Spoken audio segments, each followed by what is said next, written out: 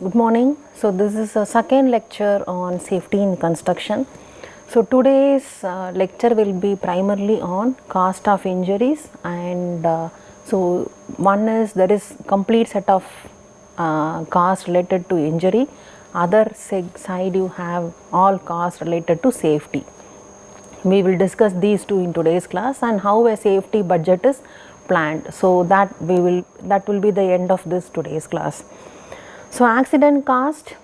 Accidents always cost a construction organization a great deal, that everyone knows, because there is a lot of other issues are disturbed in terms of productivity, in terms of helping the injured worker get his medical facilities and so on.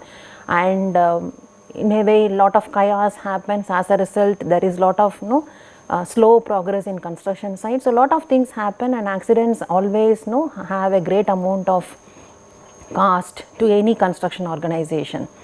So according to Hinsey, a researcher in safety, he said if the true cost of injuries are well defined, the management can very clearly plan for an informed decision on safety. In a way, if I know that I have to shell out this much portion on cost of safety, then I can think of any safety measure or something to curtail this cost on injury. So that is what is the background meaning behind. So keeping workers safe in any construction site always come with an expense. Several people have commented on, okay, if you want to have safe workers, you may have to give them proper PPE, or you may have to give them a safety net and so on. If they are working at heights, you may have to safeguard them in so many ways, then accordingly you have to pay, or you may have to spend on something. Okay, so safety always comes with some expense, and worker safety cost has some amount of an expense. Now when you look at the worker safety, okay, compared to the human suffering and the pain, loss of a worker or something, so should we really think of profit of a project, or should we think of spending money on safety for the worker? So that's the biggest question to any employer. But many of the contractors have told, even though there is some amount of expenses goes in terms of safety, still there is a positive impact on this spending on safety budget, because if there is no accident, workers keep on working, they also have a contented feeling that sites are very safe.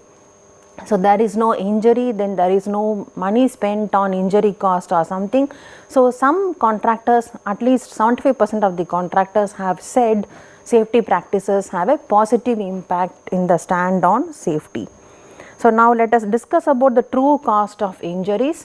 So true cost, as you have seen in other cost issues, it has two components predominantly. One is direct cost and the other one is indirect cost. Indirect cost, sometimes you can include claims, sometimes you can exclude claims. Okay, there are different groups of working out on the indirect cost.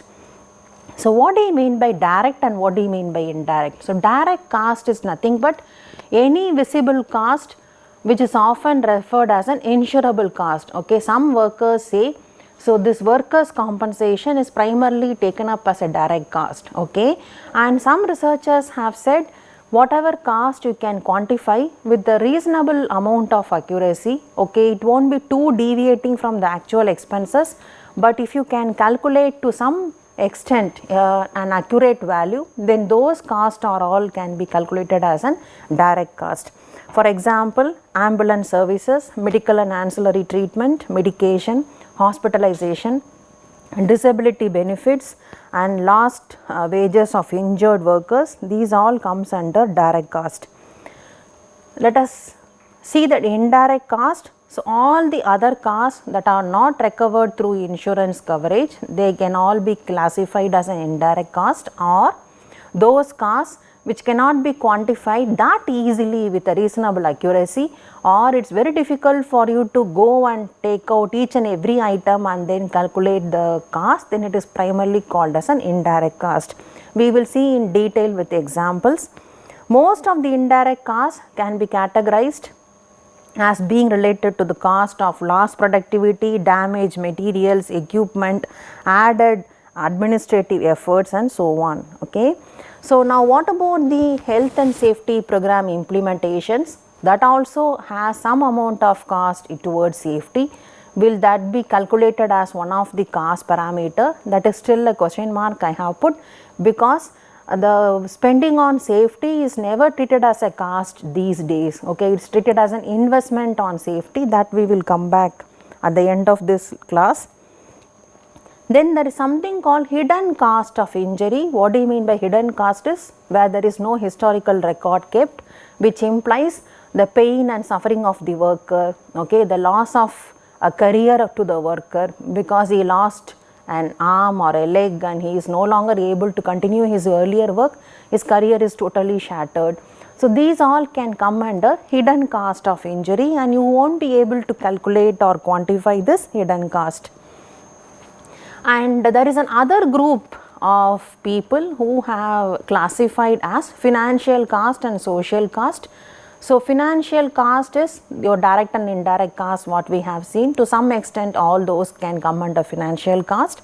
Social cost is any cost that can result in utilization of national resources. So what do you mean by national resources? For example, if you involve any government sector people for calculating or for any associated cost, then it primarily comes under social cost. For example, productive years of the injured worker, government support towards medical expenses and hospitalizations. Some government also extends support for all these injured workers in terms of medical expenses. Maybe the employee may pay 50%, the 50% of these expenses will be taken care of by the government. This happens in many countries. Okay, so the government is also has some component on the cost of injuries. The government regulatory authority, for example, a major accident happened and there is so much of chaos because of some incident that happened in a particular locality, then the government may also extend the support in terms of administrative personnel or authority for inspection, investigation and other scenario. So that cost can be part of your social cost. The next one is court.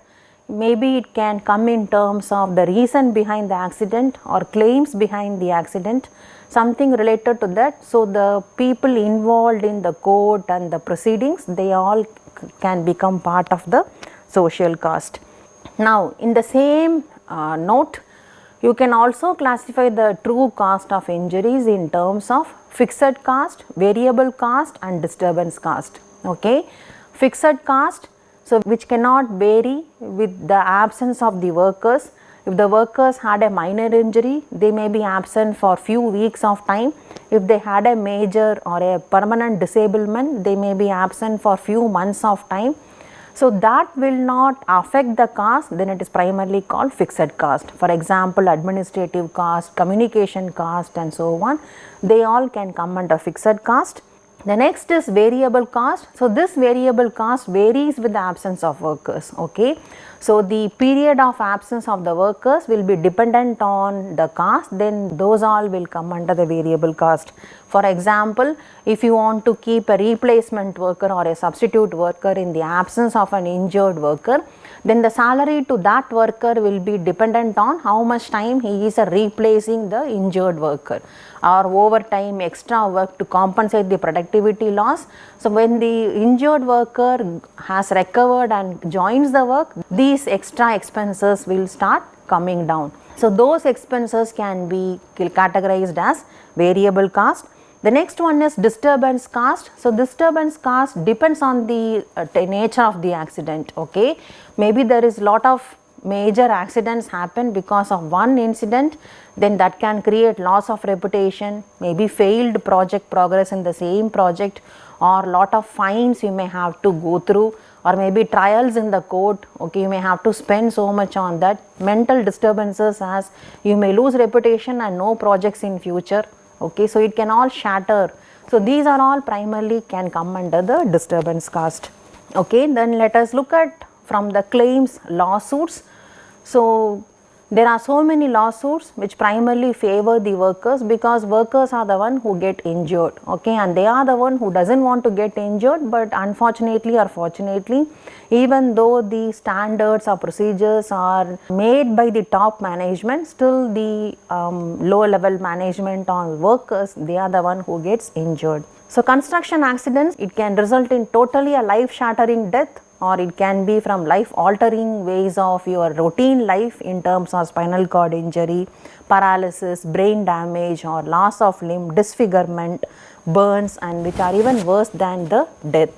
So if you look at the lawsuits, in one report it was reported a 26-year man who fell from a ladder and suffered a head brain injury, and because the employer had failed to provide him a scaffold and the other PPE supports, so he was compensated almost like 73 lakhs $60,000, okay, which is like a highest compensation recorded in the state of New York. This is the behind. So your cost of injuries as a result of accident may collapse you in terms of, you cannot even think of project profit margins. Now let us look at the cost related injuries in terms of different sectors, in terms of different the major accidents, minor accidents, and so on. So work related injuries mean losses not only to workers but also to their families, employees, and society, that we have seen earlier.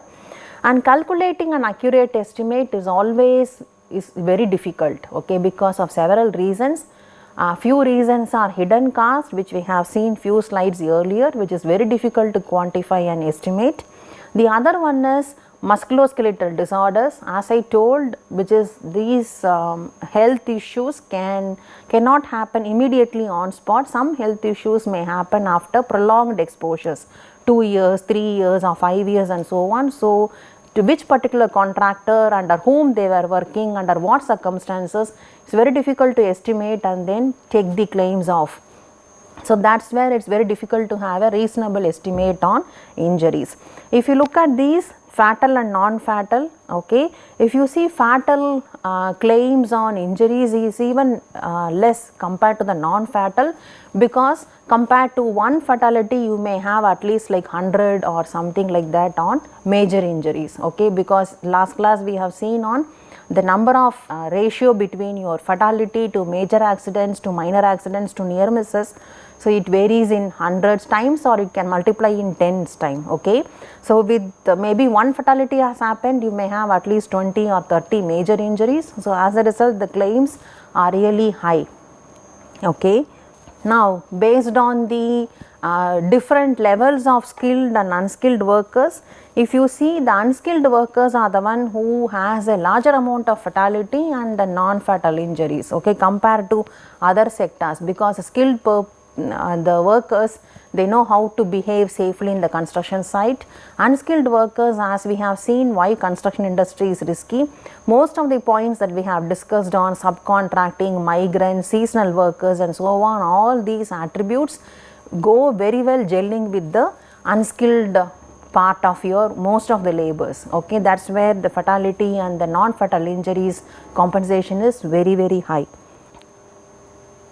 Okay, so now if you look at the medical facilities and how much was spent, so this was also a data taken from all types of employment in the construction chart book. So if you see here, so this shows inpatient expenses, office visits, then outpatient expenses, emergency rooms, and only medicine and prescribed medicines, and they leave the hospital. If you see, so inpatient claims are too high and people have spent so much on inpatient claims. Now, how is the different injuries are classified and how are they compensated? Okay, some hint is given, various references are there to show the hints, and one reference I have picked is a IS code, IS 3786, which talks about method for computation of frequency and severity indexes in construction projects. So now this is based on a physical injury, or I would say major injury. Suppose if and you are losing an organ in your body, suppose if it is an ill health or something like that, okay, like a minor injury, then there is also an equivalent calculating proportions, and approximately it all comes nearly to the same as given in the IS code. So the nature of injury is here given as contusion, wounds, fracture, sprain, and these values are given in terms of man hours. Okay, for example, head contusion 134.4 man hours or 42.7 man hours if it is a wound, upper extremities, upper part of the body and lower part of the body. So, accordingly you have a values here. So, major injury, this is how the man days lost are given as a guideline. For minor injury you get a different set of guidelines, okay, but every injury is actually compensated. Okay. So, now let us look at different other sources. South African Department of Labour, they have actually had an statement on the different classifications and the compensation paid. First aid treatment, it's South African Rand 1000, and medical consultation or treatment 3500 South African Rand, and last time accidents or major injury is 30,000, cost per fatality is 1.5 lakhs. So, this is what is the compensation paid. So, overall if you see, fatality is paid little high, is actually paid little high, then comes the major, then comes minor and the first aid treatment, but the final total cost on the claims on fatality or last time or minor injuries and first aid, total it comes approximately to the same value, because the number of first aid will be too many in compared to the medical consultation, that will be too high in compared to last time. So, based on the frequency numbers, obviously you will have all the components equal to the same total values. If you see the percentage of total claims, material handling, slips, trips and falls, being struck by or colliding with an object, accidents involving tools, fall from heights. So, material handling ranks number 1 of total claims, because there are so many claims and you pay so much on the material handling. Slips, trips and falls second, okay, next in the number of claims. So, like that you have the other one, okay. Fall from heights, it ranks high in the frequency, but if you see in the percentage of total claims, it is not that high and compared to the material handling, okay. Maybe because of the musculoskeletal disorders which comes along with the material handling. So, material handling is little ranking high in the percentage of total claims.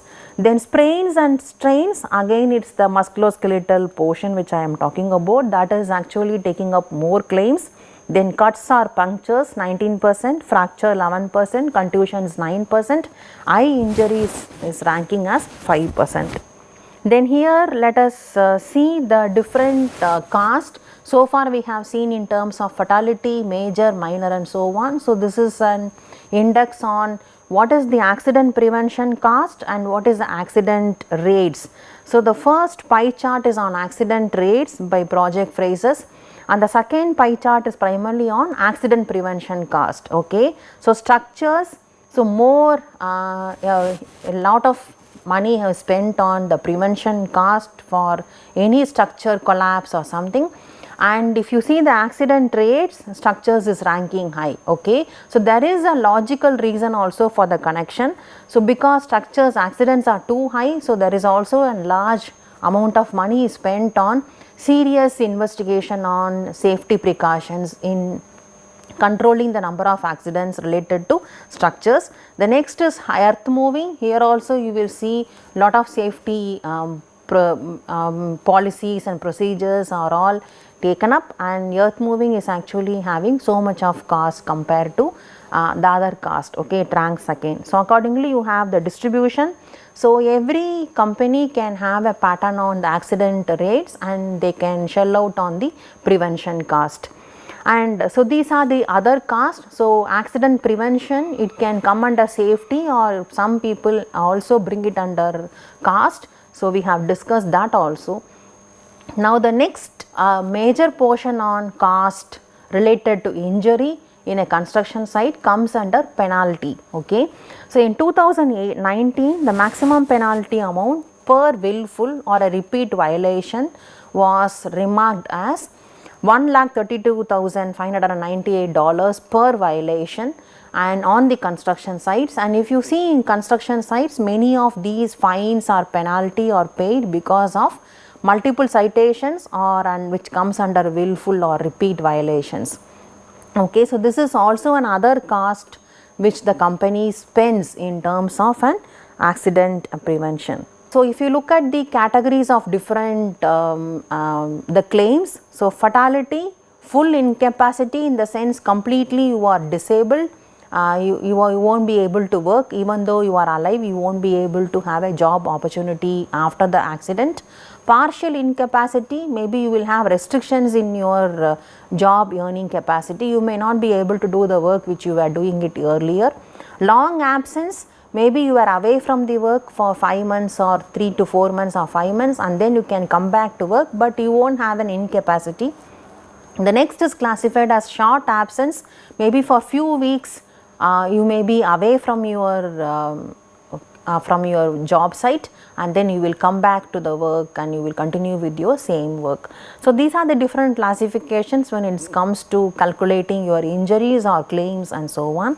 If you see the pattern of accident over the project progress, okay, so when the project is peaking up to 50% to 70%, you will see there is lot of accidents happening in a construction site, and after then the accidents are reducing. Okay, so initially when the project is picking up its gear, again you don't see so many accidents. So obviously there is a wave pattern of accidents which is seen in many of the construction projects. So this can be related to a schedule pressure on most of the project, because a completion pressure starts coming in after maybe close to 40-50%, that progress has to happen and we have to finish the remaining part of your construction project, and this pressure starts triggering out speedily work, and obviously the workers are the one who are getting injured.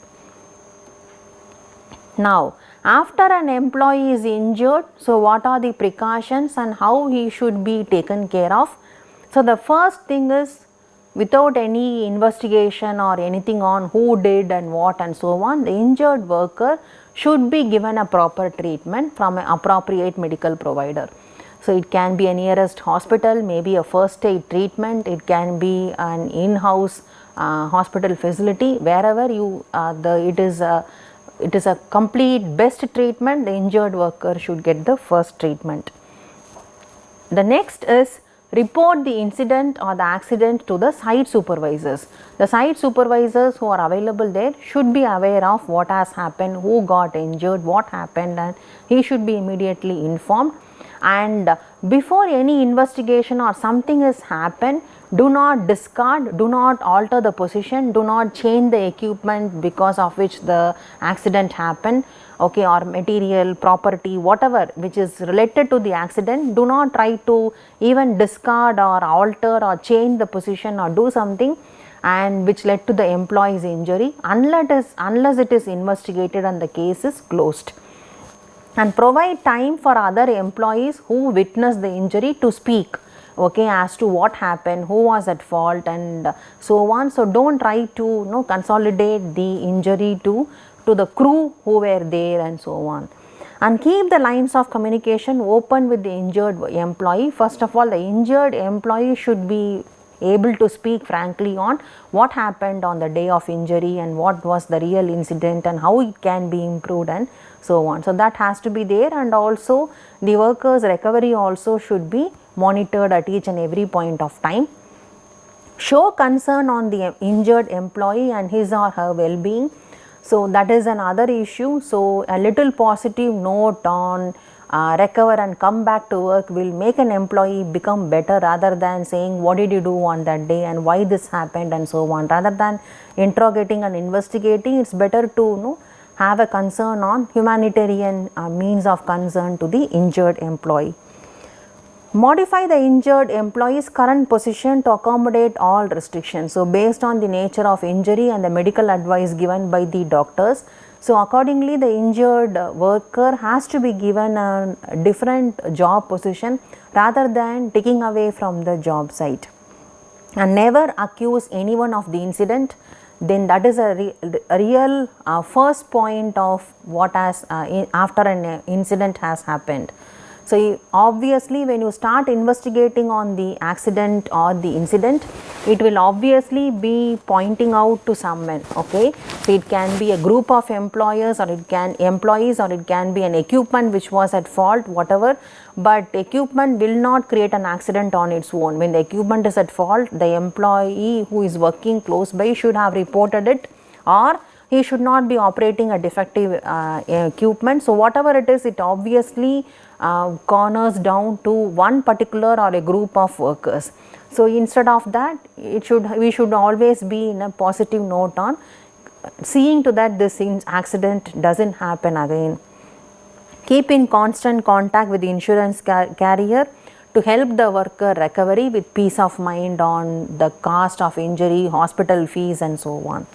So now we have talked about the worker who is injured has to come back to work and he has to be given the job. Now we have to discuss about what are the different types of job facilities and what happens once the worker is back to the job. So the goal of any employer is to bring back the employee to work as early as possible, because keeping the worker away from the job site, actually you may have to, it's like too much of a cost. Okay, you have to bring a new replacement worker, he has to be trained. The next day itself he cannot start his productive work, he has to be given a proper training and space for him to get adjusted with the crew and so on. So this takes some point of time, and when he picks up the productivity, most of the time the injured worker itself may be ready to come back to work. Goal of our employer is not to just send away the worker who got injured because there is a fault on the injured worker because he created a loss of reputation to the company. So that should not be the real goal of an employer, then that won't work out. So return to work is not punitive. So because the worker has done something and he has got injured, so it should not be treated in a punishment mode on, so putting the worker back on the same job and making him do whatever the work he has done earlier. So an alternate duty should be given to respect the work he has done in the last 5-10 years or something, or the sincerity he has shown into the job in the last few years, or his education level. So everything has to be taken into account in maintaining the dignity of the worker. And positions designed should not be in terms of punishment in mind. What will happen is it will only increase the friction between the employer-employee, and it will also increase the claim management problems. Okay, so until then at least the employer should be in a positive note towards the workers. In the end, so if the punishment mode happens, then the negative energy starts creating and you won't be able to get a productive job, a best job and a peaceful job in future. So the employer should always think in mind the job should be productive, useful and meaningful at any point of time in the end of the day. So types of alternate duty. So number 1, transfer to other job. Suppose based on the permanent disablement or temporary disablement, you can shift the worker to another job, but the temporary placement of the injured employee in an existing position and also complying with the medical advisor's limitations. Okay, and accordingly you can keep them temporarily and get all the work transferred to another replacement worker, and then this worker can be shifted. So that sort of an arrangement is also possible. The same job as earlier, you can also keep the worker in the same job, but you can also remove some segments of the job which the worker cannot do, or we can also put some restrictions onto the worker that he need not do some segments of the job so that he is still able to finish his job properly.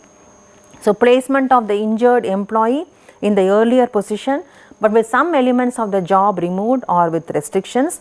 Then gradual acclimation. So once the worker is injured and he is in the stage of recovery, you cannot give him an 100% productive job to happen. Okay, so you may take him for 30% productivity, and after 2 weeks you may expect him for 50% productivity. So slow gradual acclimation of the worker absorbed into the site, that you may have to think of. So this is another pattern of putting the employee back to work, and you should also keep in mind the employee is not exerted on the full day workload until he is recovered. So far we have talked about cost of injury, different patterns wherein how the compensations are, how the claims are done and so on, and we have also saw the workers, medical facilities and how they are back to the job, what sort of jobs the workers should be posted and so on. So most of the issues, claims and so on always target about compensation. So what do you mean by compensation? And this workers' compensation, when we discussed about direct cost, there are some researchers who said this workers' compensation directly contribute to the direct cost. So now what do you mean by this workers' compensation and why it's required? Even today in many of the construction sites, the wages for any construction worker in the construction industry is always kept as low as possible, okay, because there is a pressure from other fraternity. So to keep the wage as low as possible, okay, that happens even now. And this is also achieved, this is also possible, and this is achieved in many construction sites by hiring immigrant workers at low wages for most of the unskilled workers. So primarily they can be seasonal workers, they can be immigrants, so who will be very ready to do for whatever low wage the employer is willing to give. And hence the workers' compensation came in. So this workers' compensation is to protect the employees who are hurt when they are on the job site. Okay, now what do you mean by workers' compensation? So it is an amount which is given to compensate any individual who have suffered occupational injury or an illness. So it can be an injury on accident or it can be even a health issue also. But there are a lot of flaws in the system because some compensation measures are very difficult to calculate. For example, this applies to occupational diseases like hearing loss. Hearing loss will not happen immediately, so it takes lot of time when you are on site and when you are hearing lot of noise in the construction site which is above the permissible limit, okay, which your excavator or your drilling machines or drilling hammers can, pile hammers can easily cross beyond that normal permissible limit. Or injuries, the famous example is musculoskeletal injuries, so which cannot be actually assigned or specific date of injury you cannot assign to, and hence compensation claims are very difficult to be given to these workers, okay, because for to pay a compensation the specific date and time of injury should be given, and when that cannot be given for certain certain aspects of your compensation of the injuries. With the workers changing contractors regularly, especially for all these issues I said on hearing loss or musculoskeletal disorders and so on, who will be responsible for these chronic injuries and illnesses? For the slow injuries to be visible, who will be responsible? And normally what happens, the trend is it will be the current employer, because the injury has shown visible impact or effect only with the current employer, and most often the current employer will be responsible for all these compensation and for all the injury related compensation. So in theory, all employers are equally affected as a result of shifting jobs of these workers and subcontracting way of culture in the construction industry. So now what the employers should take a precaution is, don't hire workers who are more susceptible to injuries, who are like absent-minded every time, okay, who runs here and there and do their work without taking care of safety precautions. And keep in mind not to recruit migrants or even old workers.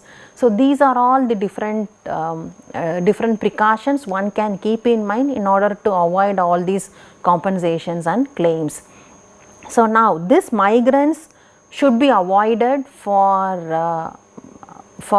in order to have a zero accident site, but which is actually the ironical statement that in many of the construction sites you see migrant workers only available for low wages and as an unskilled worker.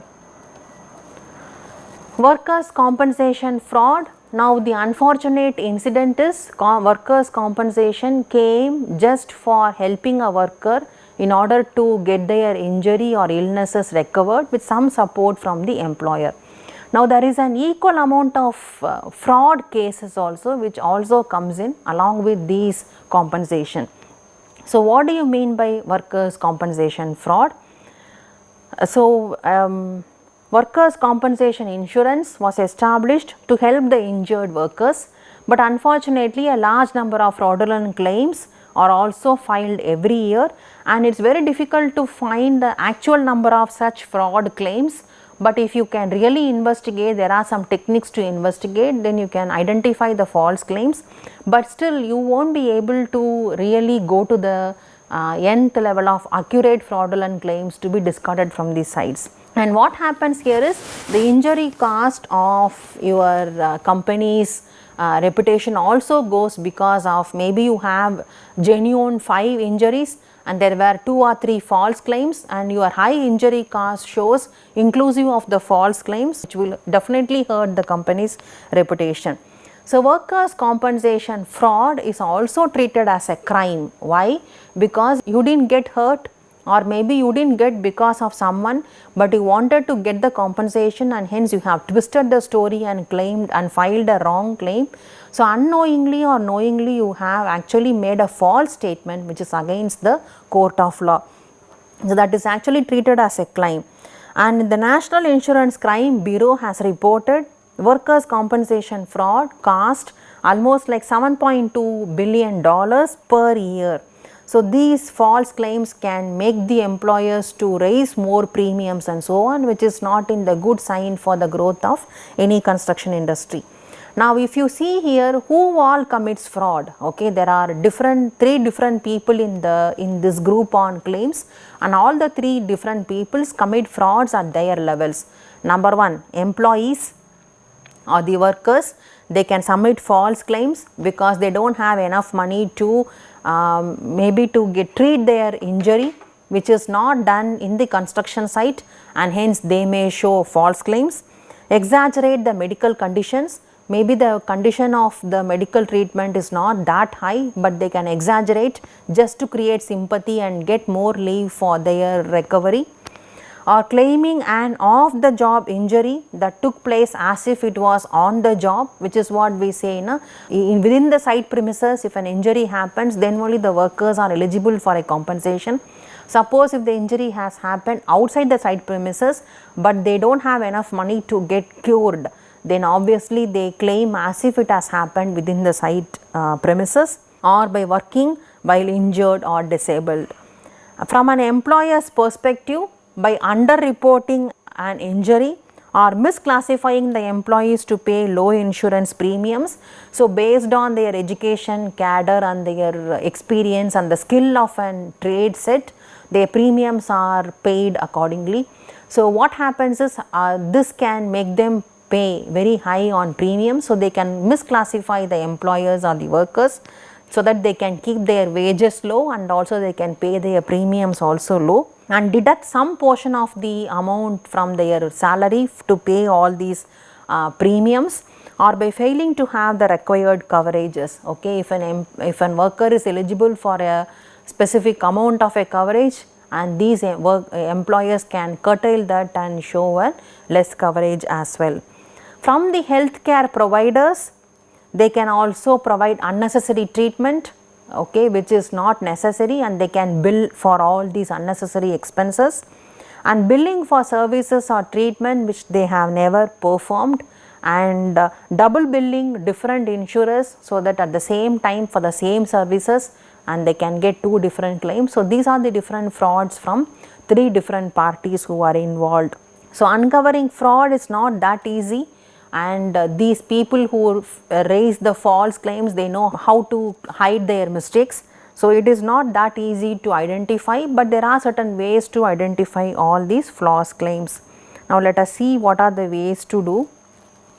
Measures to curb these false claims. So, injuries that are reported to have occurred late on Friday, so that they could not report it on the site, or early on the Monday, just when the work starts, when some worker is reporting on an injury, then there can be a suspicion on their reporting.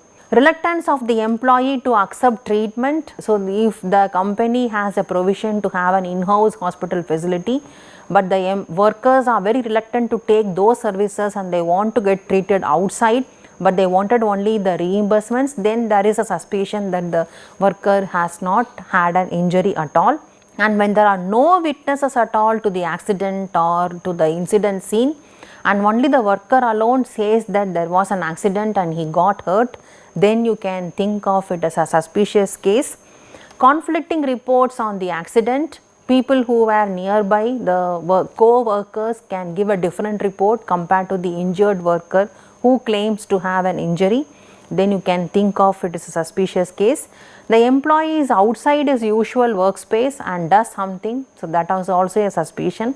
Untimely reporting, again it can be linked with late Friday or early Monday and says that immediately after the work starts he is claiming, so then you can have a suspicion.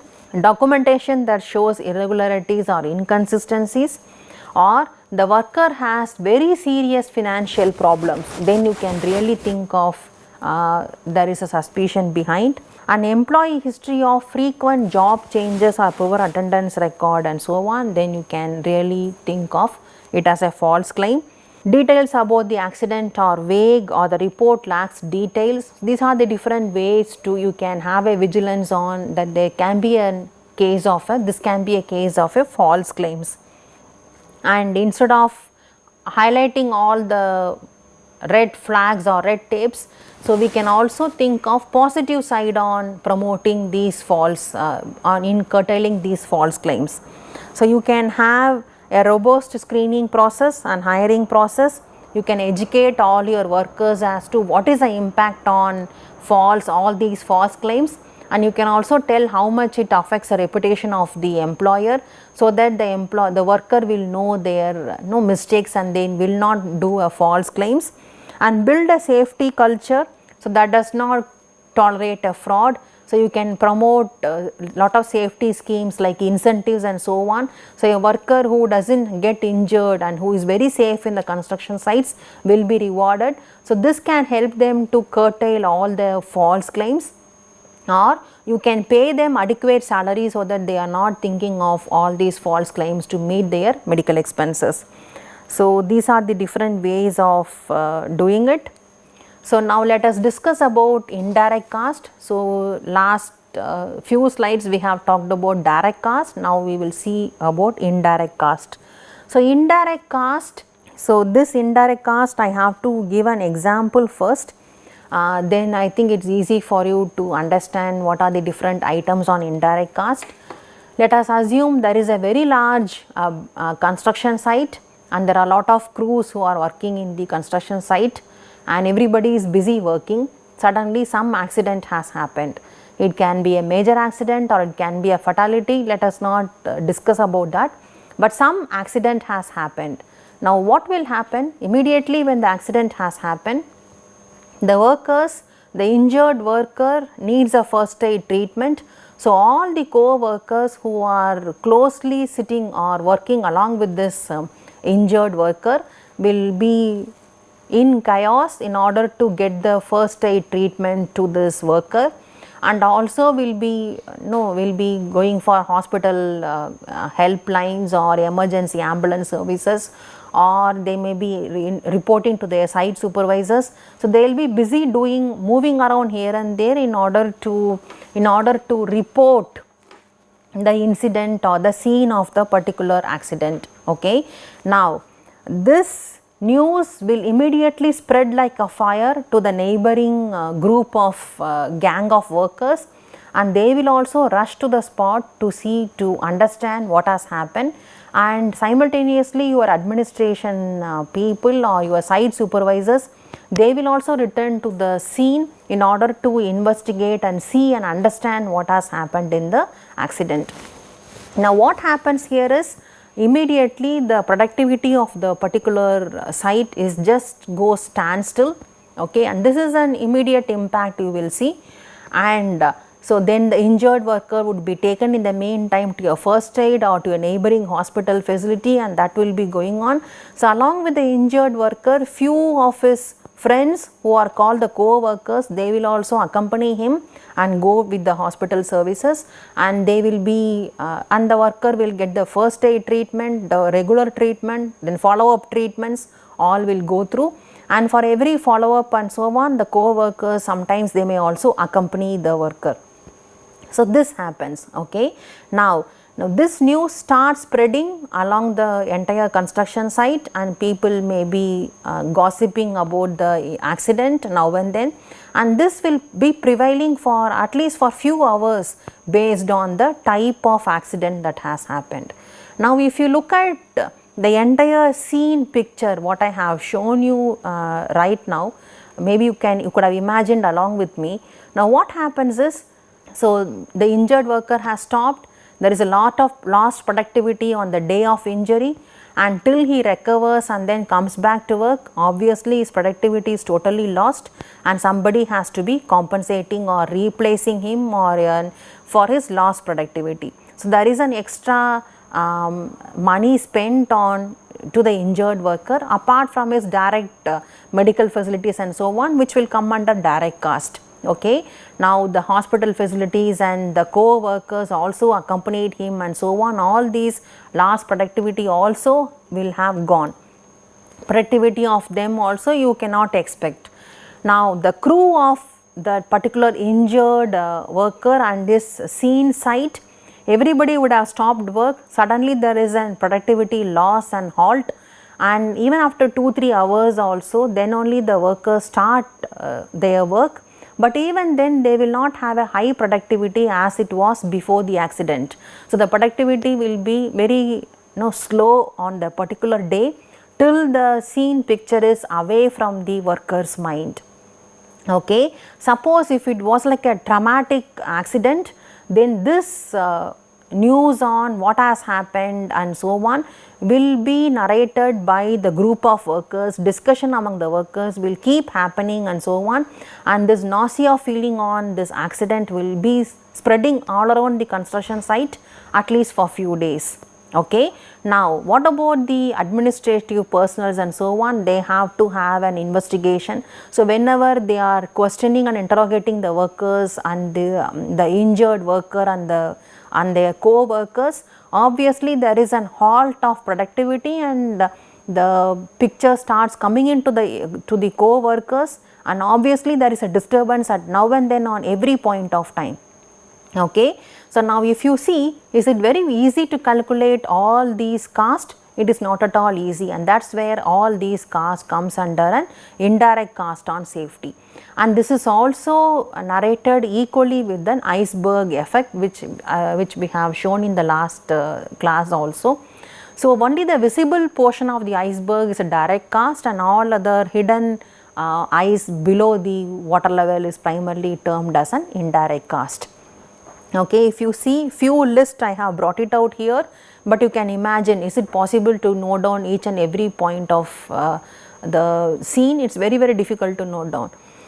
Injured worker, lost productivity on the day of injury, the lost productivity due to follow up treatments, lost productivity after resuming work. After resuming the work also he may have restrictions in the work. So who will bear all those lost productivity? There is no mechanism to retrieve and to measure. Then crew of the injured worker, primarily in terms of assisting the injured worker, lost productivity due to the accident, due to inspections and follow up treatments also they may accompany. So all these there is no mechanism on how much is the lost productivity. Then crew in the vicinity of the whole accident, as I told you, at least for few hours the entire site comes to a standstill in terms of work progress. You won't have a way to measure all those. Replacement worker, again he has to be given a PPE, proper training, instructions on how to handle the construction work progress. Then supervisory and administrative personnel in preparing a scene report and investigation mechanism. That also lot of money, effort, time is all done, and every time the workers, all the fellow workers are all disturbed because of that. Damaged property, maybe the accident happened and some equipment or material is damaged, you may have to bear the loss. So this, if you see, it's like too much of portion goes in terms of indirect cost on safety. So now as I told you, it's very difficult to calculate an indirect cost. So some researchers have also taken effort in calculating indirect cost through some form of a direct cost itself, okay, because direct cost, I told you, it can be measured with terms of accuracy. So when the direct cost is measured in terms of accuracy, so there is a mechanism of calculating the indirect cost with some relationship with the direct cost. So now how is the indirect cost calculated? So now if you see here, so researchers have taken up so many formulas are there. So some researchers say for medical case injuries it's 0.85, for last workday cases it's 0.23 and so on, and the same when the lawsuits are filed, in the sense when your claims are also included, then the ratio is really altered. So your direct cost is calculated with accuracy, indirect cost will be this direct cost multiplied with the ratio value, and you get your indirect cost. Total cost of injury will be direct cost plus indirect cost. It's very easy to calculate, okay. So recently and researcher Theo Haupt, he mentioned this ratio between direct cost and indirect cost, it varies very much from 1:1 to 1:20, okay, based on different situations, different injury places and scenarios and injury types, impact and so on. So several researchers have brought in two different ratios, and if you see all the range of these direct cost indirect ratios falls between 1:1 to 1:20. So in CII, the investigators conducted additional analysis of the data, and they wanted to see how is the pattern and is it possible to derive a formula out of the ratios, okay. If you see, so this is a medical case which is a minor accident, and this is a major accident on last workday cases, and if you see here, this is claims cost included and excluded. When the cost is included, obviously you have a little higher value, but if you see in the claims cost included, you will have a higher portion in terms of last workday cases. So in CII, the researchers have developed a model which can actually talk about the which can be a fair and accurate estimate by giving an equation. So this equation is, there are two ways of this equation. One is a quick fit model, another one is a best fit model. In the quick fit model, there is few variables involved, and in the best fit model, additional variables were also taken into account, and we will discuss both the parts. So in the quick best fit model, indirect cost, medical case injuries, $150 plus $80 plus $88. Here the R square coefficient from the regression analysis gave value as 37.2%, and indirect cost for the last workday cases, $625 plus $100 plus $100, and here the R square coefficient value is 43%, and where H is the number of hours lost by the injured worker on the day of the accident, and A is the number of hours spent by the administrative personnel to assist the injured worker on day of injury, and V is again the administrative personnel hours only. Now the best fit model, so in the best fit model you have something on the follow up care also, data on follow up care also. So the equation will be slightly altered. Indirect cost, medical case injuries, $150 plus $15F plus $30H plus $100A, and here the R square is a 0.79, which implies 79% accuracy. For last workday cases, $625 plus $20F plus $20H plus $50V. Here also the R square value is something around 81%.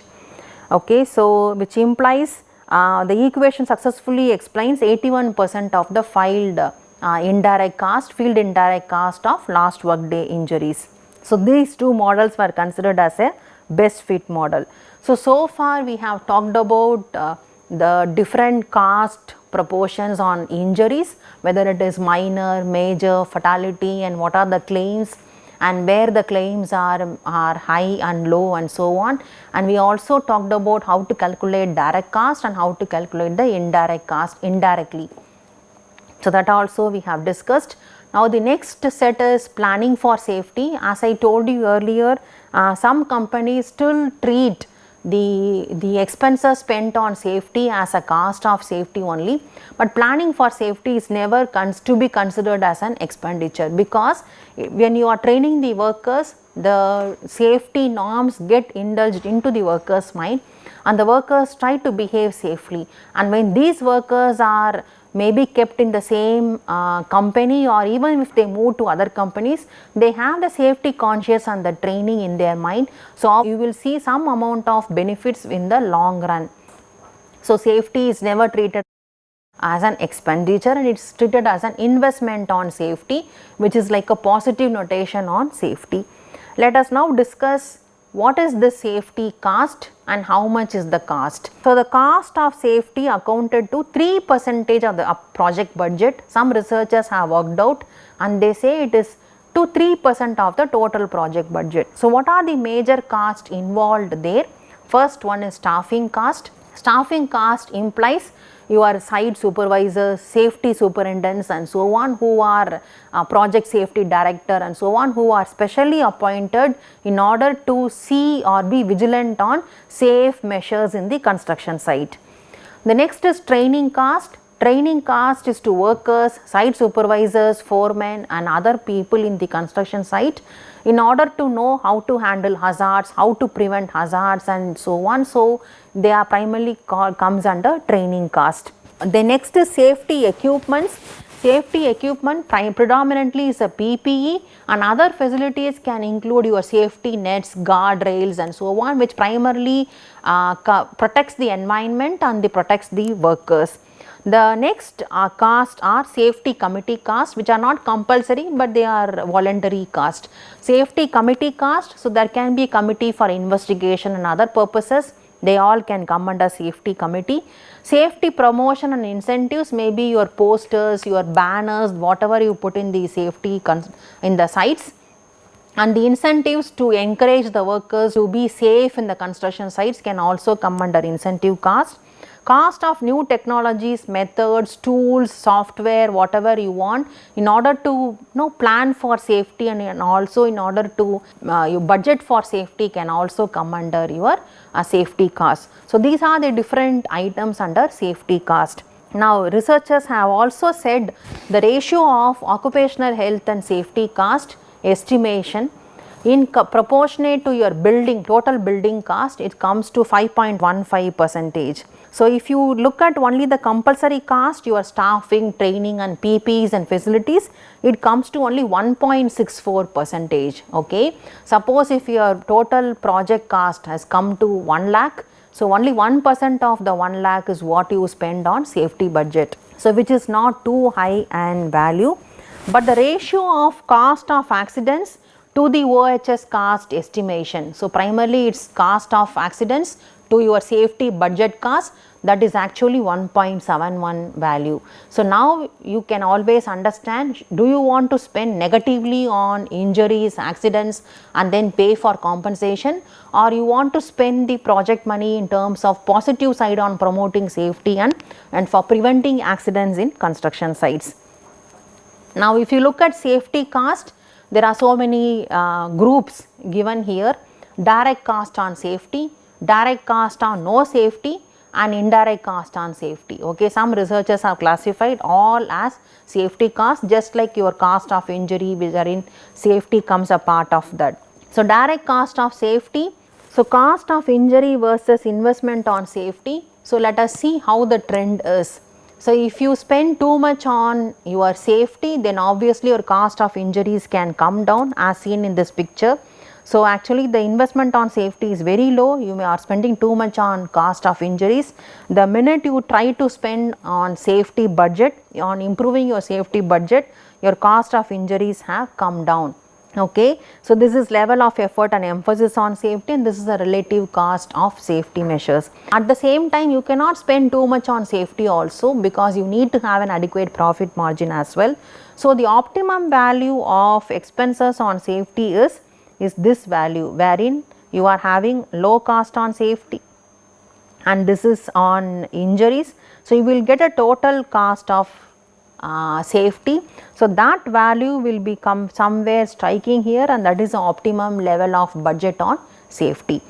Now this is a decision tree on expenses on safety. So management decision on spending of safety: high expenses on safety, low expenses on safety. You are also having a safety record on both the sides. Okay, here you will still have two scenarios, no injuries and injuries occurred. The most likely occurrence is when you do less expense on safety, you may have low safety cost but an high injury cost. And when you are spending too high on safety, you may have high cost on safety but you may have low injury cost. So what happens, the less likely occurrences are when you are having high expenses on safety, still you are having a high cost of safety and a high injury cost. And when you are spending too less on safety, still you are having a low safety and a low injury cost. Now let us discuss about this scenario. When you are spending too much high on safety budget on different programs and implementation, PPEs and standards, still why should you incur high on the high injury cost, which implies your safety programs had not reached the workers, or maybe there is a flaw in your safety program itself, or maybe your safety program should have been designed properly for your projects and for your workers, then the safety measures would have been reached the workers on the site, then you would not have had a high injury cost in the construction site. Okay. And what about this low safety cost and low injury cost? This is purely a matter of luck and this may not happen every point of time. Okay. So what is the cost savings through safety programs? As I told you, one of the savings I would say is the training a worker gets in one project under one contractor. It's actually like a savings, okay, because it's stored in the mind of the workers, and whenever he moves from one project to another project, or whenever he moves from one site to another site, the training also is carried along with the worker and he tries to behave safe. So there is a benefit of the training which is imparted to the worker. This is actually given by OSHA. There is a record given by OSHA. There is a voluntary protection program, and Lockheed Martin's maritime facility joined the OSHA's VPP program in 1999, and there is actually a difference of record seen there.